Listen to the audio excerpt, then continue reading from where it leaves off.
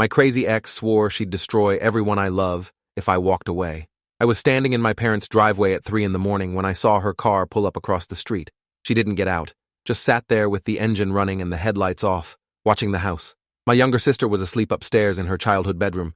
My parents were in the master suite at the back. My nephew, all of 6 years old, was curled up in the guest room after a late movie night. And Veronica was out there in the dark, waiting. This was the 4th night in a row. My dad stood next to me on the porch, his service weapon holstered at his hip.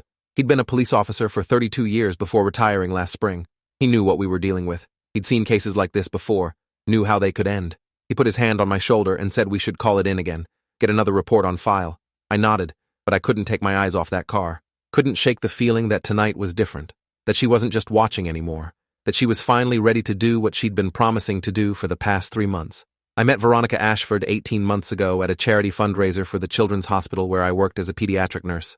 She was a pharmaceutical sales rep, beautiful and charming, with auburn hair and green eyes that seemed to see right through you. She approached me at the bar, introduced herself, and within 5 minutes had me laughing at her stories about difficult doctors and impossible sales quotas. She was funny and smart and confident in a way that felt magnetic. We exchanged numbers. She texted me that same night, thanked me for the conversation, said she'd love to grab coffee sometime. We went out 3 days later. Coffee turned into dinner, which turned into a weekend trip to the coast, which turned into her practically living at my apartment within a month. Looking back, I can see how fast it all moved, how she pushed for more and more of my time, my attention, my life. But in the moment, it felt like falling in love. It felt like I'd found someone who actually understood me, who wanted to be with me as much as I wanted to be with her. The first red flag came about 2 months in. We were supposed to have dinner with my family. My parents were celebrating their 35th wedding anniversary, and I wanted Veronica to meet them, to meet my sister Claire and her husband David and their son Ethan. Veronica had seemed excited about it all week, asked me what she should wear, what kind of wine my parents liked, all the normal questions. But the morning of the dinner, she called me crying, said she'd had a panic attack thinking about meeting my family, that it felt too serious too fast, that she wasn't ready. I told her it was okay, that we could reschedule, that there was no pressure. She came over that afternoon with apologies and promises that she'd work on her anxiety. We skipped the dinner. I made excuses to my parents about Veronica having a work emergency. My mom sounded disappointed but understanding. My sister Claire texted me later, asking if everything was okay with my new girlfriend. I told her it was fine, just nerves. Claire didn't respond. She'd always been good at reading between the lines. Veronica never did meet my family. Every time we made plans, something would come up. A migraine, a work crisis, car trouble, food poisoning. After the 4th or 5th cancellation, my parents stopped asking. Claire started making comments about how my new girlfriend seemed allergic to family events. I defended Veronica, said she was dealing with a lot of stress at work, that she had social anxiety, that she needed time. But the truth was, I was starting to wonder too. Starting to notice how she'd get quiet and withdrawn whenever I mentioned my family, how she'd change the subject or pick a fight. I brought it up once, asked her directly if she had a problem with me being close to my family. She turned it around on me, accused me of prioritizing them over her, said I was making her feel like she wasn't enough. We fought for hours. She cried and said she'd been abandoned by her own family, that she was terrified I'd choose them over her. I apologized, held her while she sobbed, promised I'd make more time for just us. Another red flag I rationalized away. Things escalated slowly over the next few months. Veronica started checking my phone when I was in the shower. She'd go through my messages, my call history, my social media. If I got a text from a female coworker, she'd interrogate me about it. Who was she? Why was she texting me? What did she want? I tried to explain that I worked in a hospital, that most of my colleagues were women, that these were professional relationships. Veronica didn't care. She'd spiral into jealous rages, accuse me of cheating, threaten to leave. Then she'd apologize, say she knew she was being irrational, that her ex had cheated on her multiple times and she had trust issues. I felt sorry for her, tried to be more transparent, more reassuring. I gave her my phone password, let her see my messages anytime she wanted. I thought it would help. It only made things worse. If you are enjoying this story already, please subscribe to see more stories like this. She started showing up at the hospital unannounced. During my lunch breaks, between shifts, sometimes in the middle of my workday, she'd text saying she was in the lobby and wanted to see me. If I said I was busy, she'd get upset, send long messages about how I didn't make time for her, how she felt neglected, how maybe we should take a break. So I'd go down to the lobby, spend 15 minutes with her, then rush back to work. My supervisor, Dr. Angela Reeves, pulled me aside after the 3rd time. She said she'd noticed Veronica hanging around, that it was becoming disruptive, that I needed to set boundaries. I told her I'd handle it. Dr. Reeves looked at me for a long moment, then said, if I ever needed help, her door was open. I didn't understand what she meant at the time. Didn't realize she'd recognized the signs of something I couldn't see yet. The breaking point came on a Friday night in late September. We'd been together for about 10 months by then. I'd been pulling double shifts at the hospital all week, exhausted and running on caffeine and adrenaline. Veronica had been texting me constantly, upset that we hadn't spent enough time together, that I was always working, that she felt ignored. I promised her we'd have the whole weekend together, that I'd make it up to her. When I got home that Friday evening, she was waiting in my apartment. She'd kept the spare key I'd given her months ago. The lights were off, candles were lit, music was playing. She'd cooked dinner, opened wine, was wearing a dress I'd complimented once. It should have been romantic. Instead, it felt suffocating. I was too tired for grand gestures, too drained for performance. I told her I appreciated the effort, but asked if we could just order pizza and watch a movie. Her face changed. The smile dropped. Her eyes went cold. She asked me if I was serious, if I was really going to ruin the night she'd spent hours planning. I tried to explain that I was exhausted, that I'd been working 60-hour weeks, that I just needed to decompress. She threw her wine glass at the wall. It shattered, red wine dripping down the white paint like blood. She started screaming that I didn't care about her, that I was selfish, that she'd wasted months on someone who didn't appreciate her. I stood there in shock, watching this woman I thought I knew transform into someone unrecognizable. When I tried to calm her down, she shoved me. Hard. I stumbled backward, hit the kitchen counter. She came at me again, hands raised, screaming. I grabbed her wrists, held her back, told her to stop. She spit in my face, called me names I won't repeat.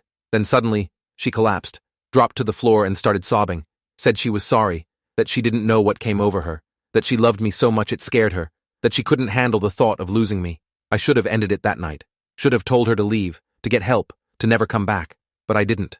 I was 29 years old, had never been in a serious relationship before Veronica, didn't know what was normal and what wasn't. I'd seen abuse in my patients' families, had been trained to recognize the signs in children and vulnerable adults, but I didn't see it in my own life, didn't recognize that I was being manipulated, isolated, controlled.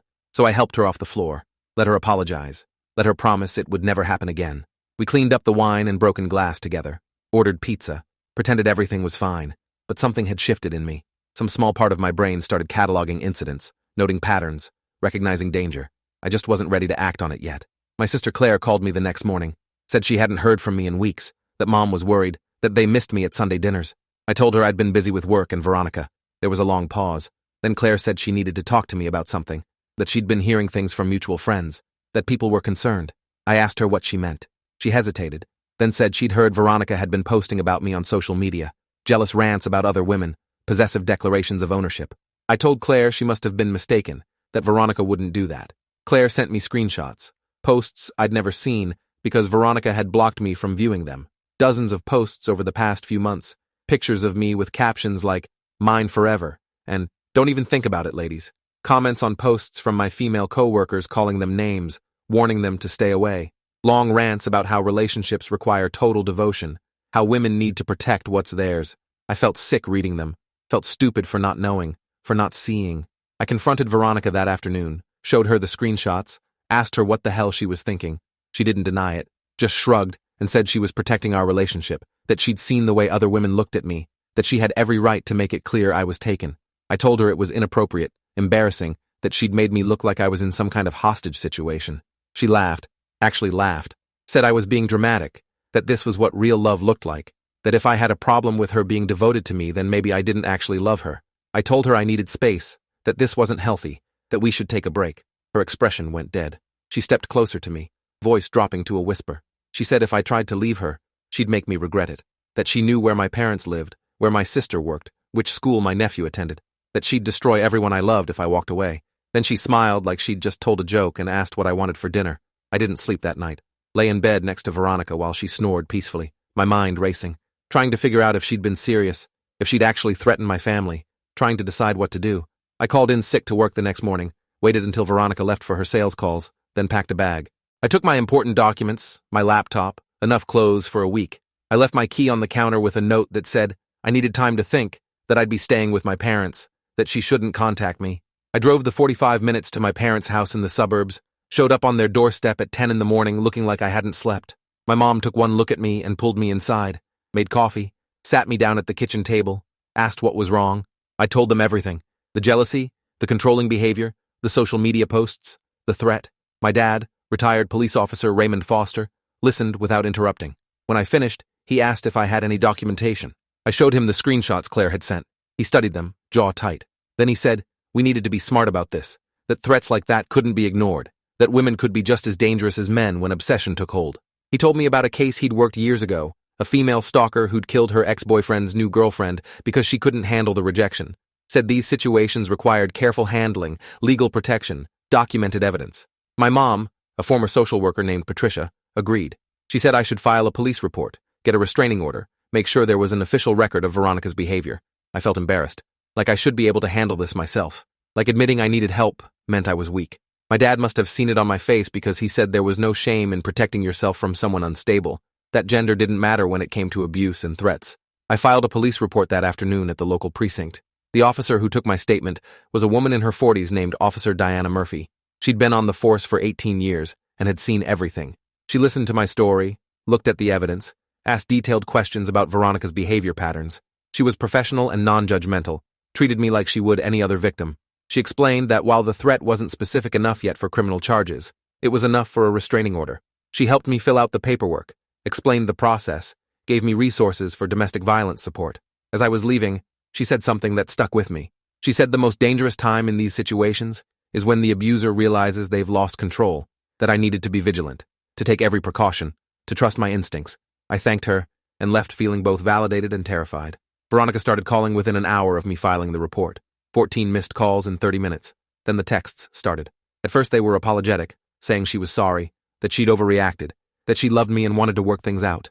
When I didn't respond, they turned angry. Accusations that I was weak, that I'd run to my family like a child, that I was throwing away the best thing that ever happened to me.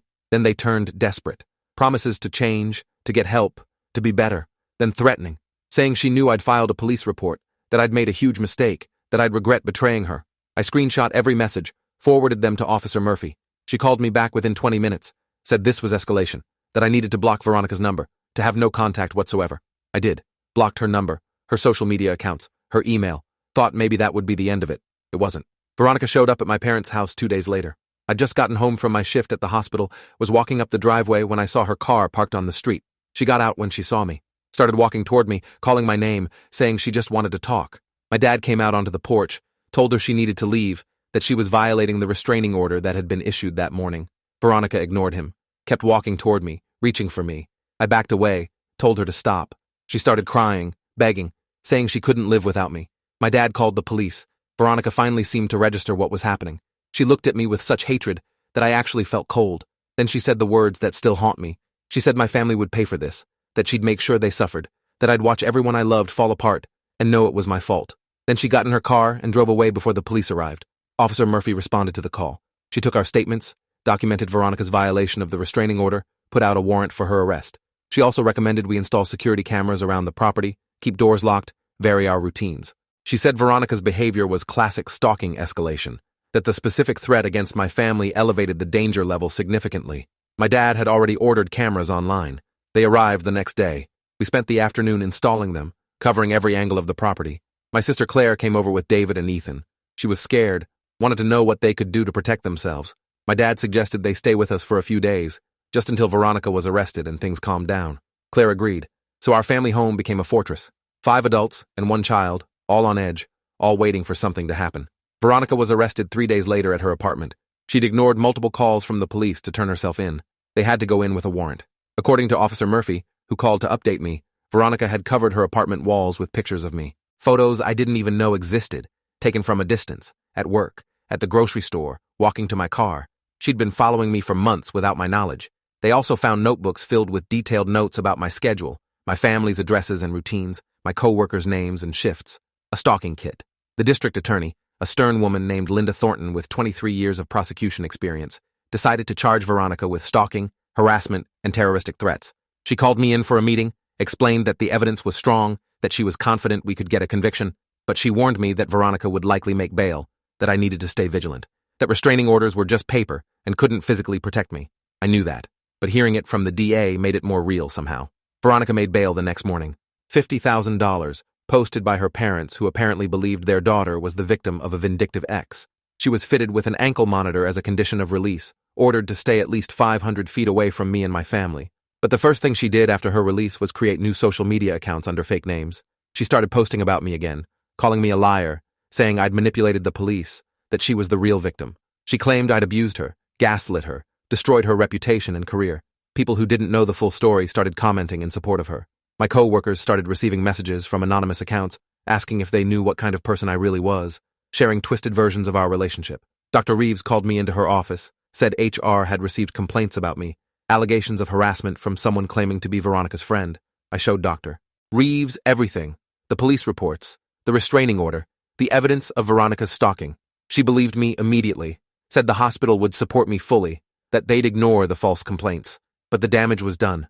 I could see my co-workers looking at me differently, whispering. Some believed Veronica's version, some believed mine. The ambiguity was its own kind of torture. My attorney, a sharp family lawyer named Robert Kensington, who'd been practicing for 15 years, filed for a permanent restraining order and started documenting every violation of the temporary order. He said we were building a case, that every piece of evidence mattered, that Veronica was creating her own paper trail of obsession. He wasn't wrong. The social media posts continued daily. The fake accounts multiplied. Anonymous messages were sent to my family members, my friends, my employer. Someone, almost certainly Veronica, sent a letter to the hospital board claiming I'd sexually harassed her, that I'd used my position of power to coerce her into a relationship. The investigation was quick. The board reviewed the evidence, interviewed witnesses, saw the timeline of our relationship and Veronica's subsequent stalking. They cleared me of all charges within a week, but the accusation alone was exhausting, demoralizing, exactly what Veronica wanted. If this story keeps your interest, please subscribe to get more stories like this. Then she went after my family directly. Someone slashed Claire's tires in the hospital parking lot where she worked as a physical therapist. Security cameras caught a woman in a hoodie and sunglasses, but the footage was too grainy for positive identification. The next week, my parents received a letter at their home, no return address, filled with detailed descriptions of their daily routines, where my mom went for her morning walks, what time my dad played golf on Saturdays, what route Claire took to drop Ethan off at school. The letter said accidents happen all the time, that people get hurt, that it would be terrible if something happened to someone we loved. We took it to the police. Detective Marcus Holloway, a 20-year veteran of the force who'd taken over the case from Officer Murphy, said the letter was clearly from Veronica, but proving it would be difficult without fingerprints or DNA. He increased patrols around our neighborhood, advised us to continue being careful, but I could see the concern in his eyes. This was escalating in exactly the way he'd feared. I stopped going to work, took a leave of absence because I couldn't function. Couldn't focus on my patients when I was constantly worried about my family's safety. Dr. Reeves understood, said my job would be waiting when I was ready. My sister Claire stopped taking Ethan to school, hired a private tutor to homeschool him. My parents installed a security system with professional monitoring. We were all prisoners in our own lives because of one woman's refusal to accept that our relationship was over. I felt guilty. This was my fault. I'd brought Veronica into our lives. I'd ignored the red flags. I'd put everyone I loved in danger. My dad told me to stop that kind of thinking, that abusers were solely responsible for their actions, that I'd done nothing wrong, but the guilt lingered anyway. The breaking point came on a Saturday night in November. It had been almost 3 months since I'd left Veronica. 3 months of escalating harassment, threats, and stalking. 3 months of legal proceedings and police reports and fear. We'd started to relax slightly, thinking maybe Veronica would eventually give up, move on, find someone else to obsess over. We were wrong. That Saturday, my parents were hosting a small dinner for Claire's birthday. Just family, nothing fancy. We'd ordered pizza, had cake, were watching a movie in the living room. Ethan had fallen asleep on the couch. It was peaceful, normal. The first normal evening we'd had in months. Then the power went out. The whole house went dark. My dad got up immediately, went to check the breaker box. I followed him with my phone flashlight. The breaker box was fine. Someone had cut the main power line outside. We called the police. Detective Holloway responded personally with 4 additional officers. They searched the property with flashlights and found evidence of tampering with the electrical box mounted on the exterior wall. Fresh cut marks on the wire casing, boot prints in the dirt below. While they were documenting the scene, one of the officers found something else. A pile of gasoline-soaked rags tucked against the back corner of the house near the garage. An accelerant. Someone had been planning to start a fire. The officer's face went pale when he showed Detective Holloway. They called in the fire marshal and a crime scene investigation unit. Our birthday celebration turned into a full-scale investigation.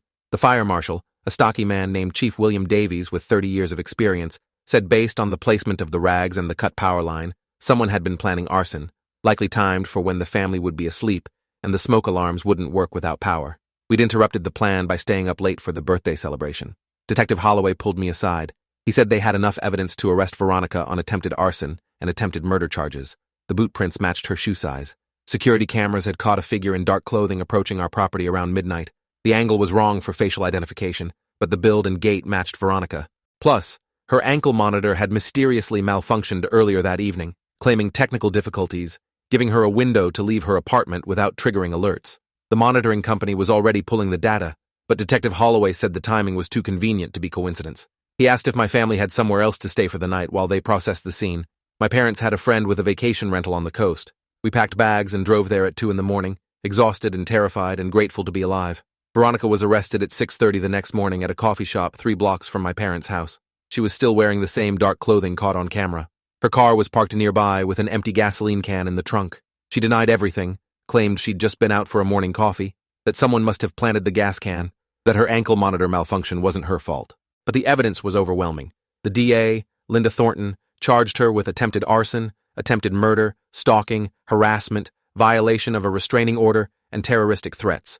This time, bail was denied. The judge, a no-nonsense woman named Judge Patricia Summers, who'd presided over domestic violence cases for 12 years, said Veronica posed a clear and immediate danger to me and my family, that she'd shown escalating violent behavior, that the only way to ensure community safety was to remand her to custody pending trial. Veronica screamed in the courtroom, called me names, threatened me in front of the judge, police, and court reporters. Her own attorney had to physically restrain her. The judge added contempt of court to her charges. The trial was set for 3 months later. In the meantime, we tried to rebuild our lives. My parents moved back into their house after the repairs were completed. Claire and David returned to their own home, but installed a comprehensive security system. I stayed with my parents, still not ready to be alone. I started seeing a therapist, Dr. Kenneth Matthews, who specialized in trauma and abuse recovery. He was patient and insightful, helped me process the guilt and fear and anger. He explained that what I'd experienced was intimate partner violence, that it wasn't less serious because the abuser was a woman, that my trauma was valid. Those sessions saved me, gave me tools to cope, to heal, to reclaim my sense of safety. I also started attending a support group for domestic violence survivors. Most of the members were women, but there were 3 other men. We shared our stories in a church basement every Thursday evening, drank terrible coffee from a percolator that looked like it was from the 80s, and found community in our shared experiences. One man, a guy in his 50s named Gregory, who'd survived 20 years of abuse from his wife before finally leaving, became a friend. He told me it gets easier, that the hypervigilance fades, that eventually you stop jumping at every sound. I believed him because I had to, because the alternative was accepting that I'd never feel safe again. The trial started on a cold Monday in February. The courthouse was packed with media, spectators, and victim advocates. Veronica's case had attracted attention because female stalkers are relatively rare, because the attempted arson made for sensational headlines, because people couldn't believe a pharmaceutical sales rep could be capable of such violence. I testified on the second day, walked the jury through our entire relationship, the escalation of control, the threats, the stalking, the final attempt to burn down my family's home. The defense attorney, a slick young lawyer named Christopher Dane who'd been practicing for 8 years, tried to paint me as the real abuser, suggested I'd manipulated Veronica, drove her to desperation, fabricated evidence, but the prosecution had documentation. Police reports, hospital security footage, social media posts, text messages, photographs, expert testimony from Dr. Matthews about intimate partner violence patterns, the boot prints, the gasoline can, the cut power line, the accelerant-soaked rags. Detective Holloway testified for an entire afternoon, walking the jury through the investigation, the escalating pattern of stalking and threats, the evidence collected from Veronica's apartment showing months of obsessive surveillance. Officer Murphy testified about the initial reports, her interactions with Veronica, the clear signs of dangerous escalation. The fire marshal testified about the attempted arson, explained how the fire would have spread, how cutting the power disabled the smoke detectors, how many people could have died. My family testified.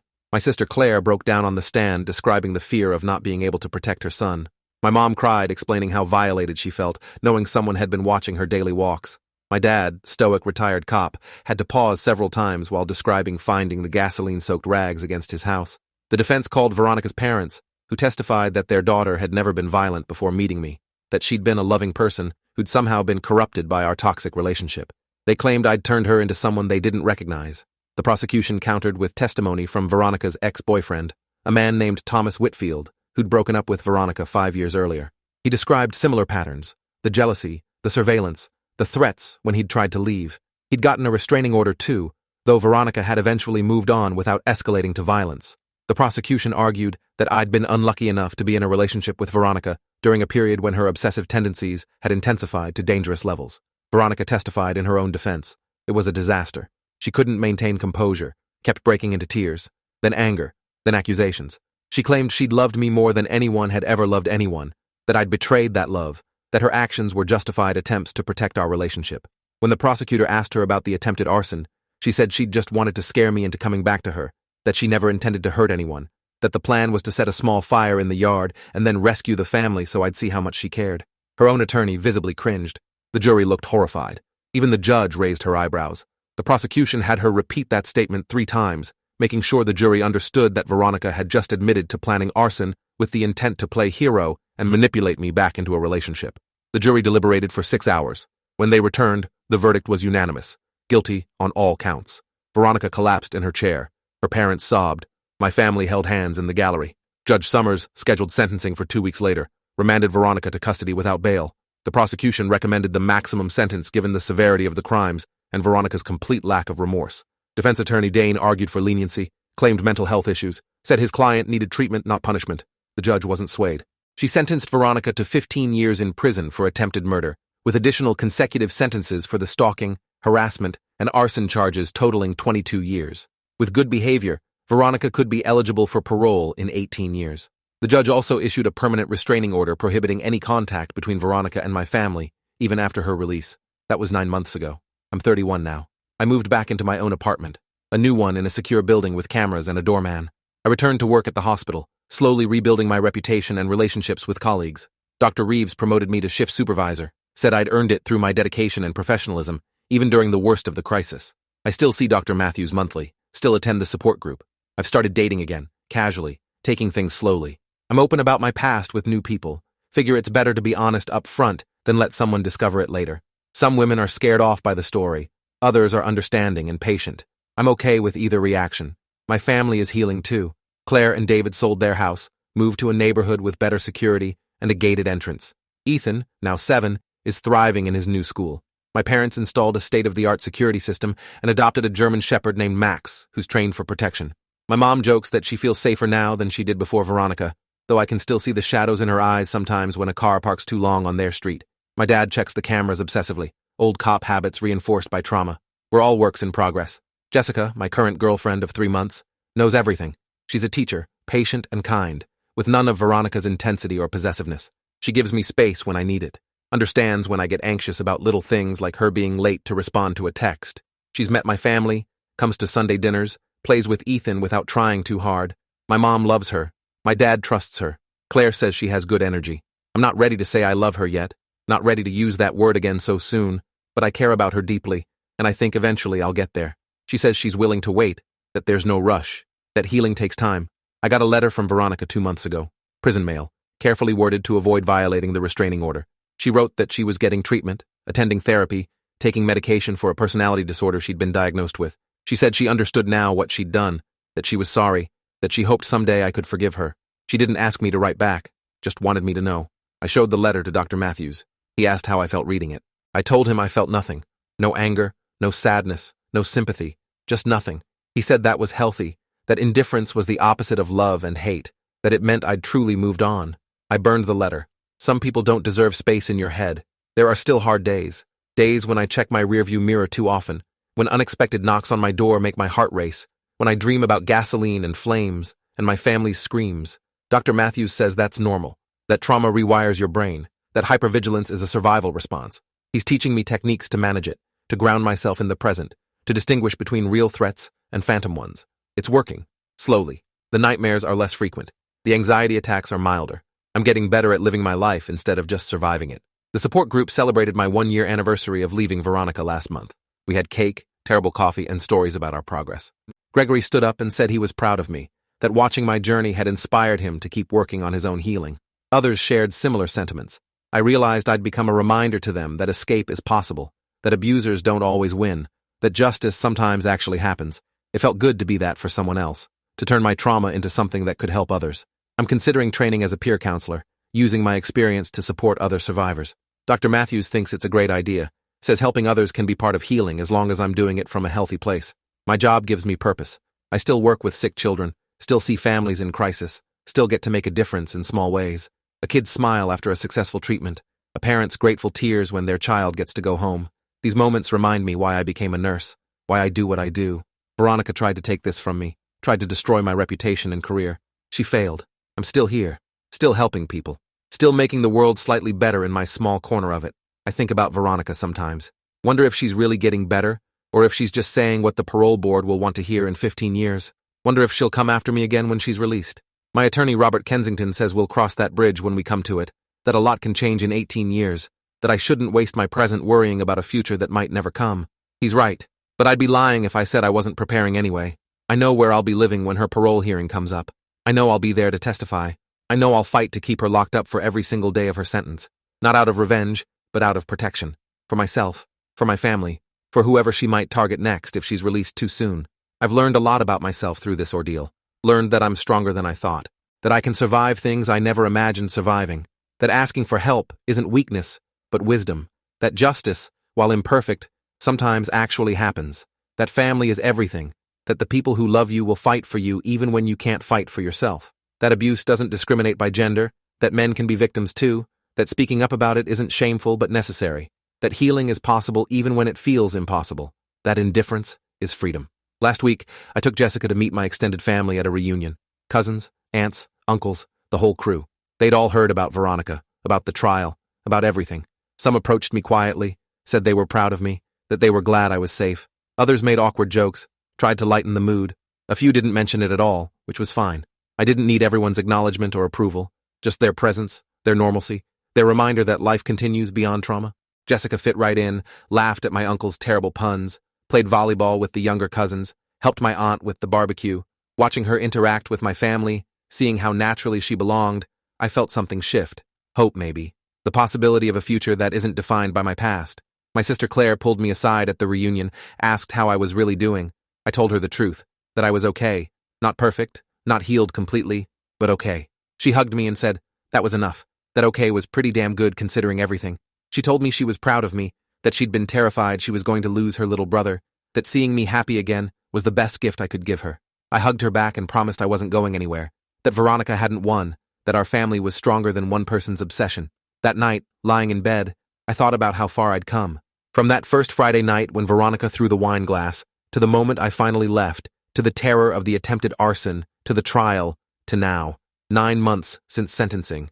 21 months since I first recognized something was wrong. A year and a half of hell followed by 9 months of healing. The math felt significant somehow, like I'd served my own sentence alongside Veronica's, paying for crimes I didn't commit with anxiety and fear and nightmares. But my sentence is ending. Hers is just beginning. There's justice in that. Cosmic balance. She tried to destroy everyone I loved and ended up destroying only herself. I'm not naive enough to think I'm completely free of her.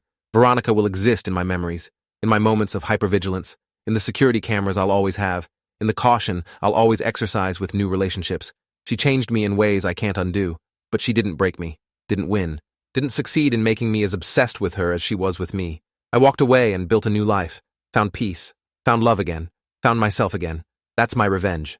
Living well, being happy, refusing to let her theft of 18 months become a theft of my entire future. If you're reading this and seeing yourself in my story, if you're with someone who checks your phone, isolates you from family, threatens you when you try to leave, makes you afraid, please know you're not alone. It's not your fault. You deserve better. And it's possible to get out, to survive, to heal. I did it. Others have done it. You can too. Document everything. Tell someone you trust. Call the police. Get a restraining order. Leave when it's safe to do so. Don't wait until they escalate to violence. Don't rationalize the red flags. Don't stay because you feel guilty or responsible for their feelings. Leave, because you matter. Your life matters. Your safety matters. And no one, no matter how much they claim to love you, has the right to take those things away. I'm one of the lucky ones. My family rallied around me. The police believed me. The justice system worked. I survived. But I know not everyone is that fortunate. So I'm telling my story not just for me, but for everyone who didn't survive, who couldn't escape, who wasn't believed, for the men who are afraid to come forward because they think no one will take them seriously, for the families destroyed by obsession and violence, for everyone still trapped in relationships with people who swore they'd destroy them if they left. Veronica swore she'd destroy everyone I loved if I walked away. I walked away anyway, and the only person who got destroyed was her. If you enjoyed this, you'll definitely want to see the next ones too. So subscribe now and let me know your take in the comments.